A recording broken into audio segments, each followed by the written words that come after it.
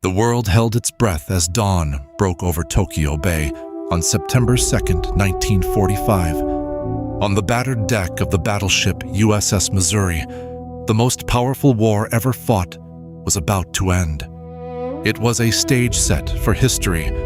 Hundreds of Allied officers in crisp uniforms, the Japanese delegation in somber black, faces tense with the weight of the moment.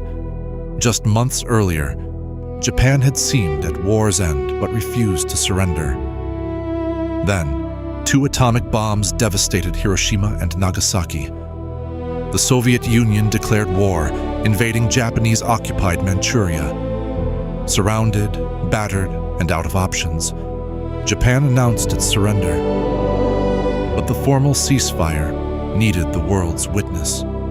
On that monumental morning, more than 250 Allied ships filled the bay, their crews silent as the Japanese envoys slowly climbed the gangway, led by Foreign Minister Mamoru Shigemitsu, Cady in hand, and General Yoshijirō Umezu, grim-faced, unable to hide his anguish. Every moment was thick with symbolism. Shigemitsu signed for the Emperor and the Japanese government. Umezu signed for the military. They used fountain pens, one an American Parker, one Japanese, as if each signature might rewrite the past. Then, U.S. Army General Douglas MacArthur approached the table. His words were solemn, echoing for miles over the water.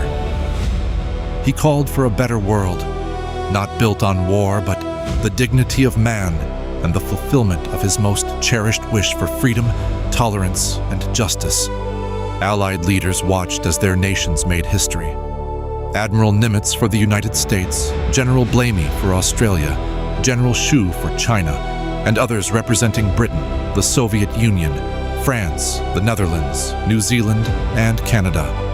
Many of these men were haunted by what war had cost. Families torn apart, millions of lives lost, entire cities destroyed. Hiroshima's shadow still visible on the streets. Berlin in silent rubble. A single document, the Japanese instrument of surrender, carried unimaginable meaning. Copies would travel to world capitals, but the original would live on as the day peace returned to a battered planet. After the final signatures, MacArthur declared the war officially over. In that instant, around the world, celebrations erupted. From the steamy streets of Manila to the bombed-out alleys of London and the crowded neon-lit Times Square, relief swept over a generation. But for those aboard the Missouri, the mood was sober, a moment for remembrance as much as rejoicing. Above them, a formation of hundreds of American planes thundered past, a symbol of the world's new and uneasy balance of power.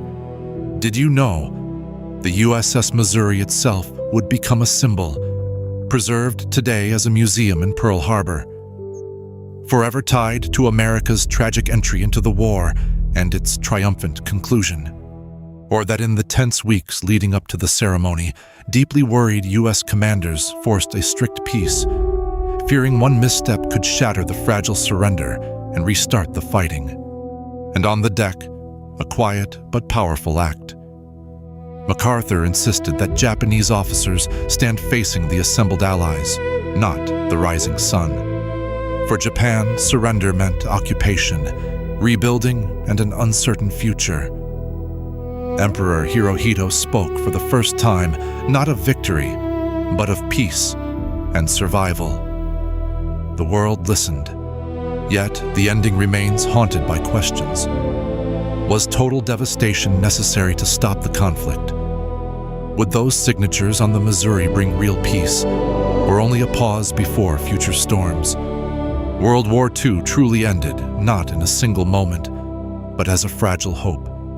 Handwritten on a deck, witnessed across a wounded globe, and carried by millions into an uncertain dawn.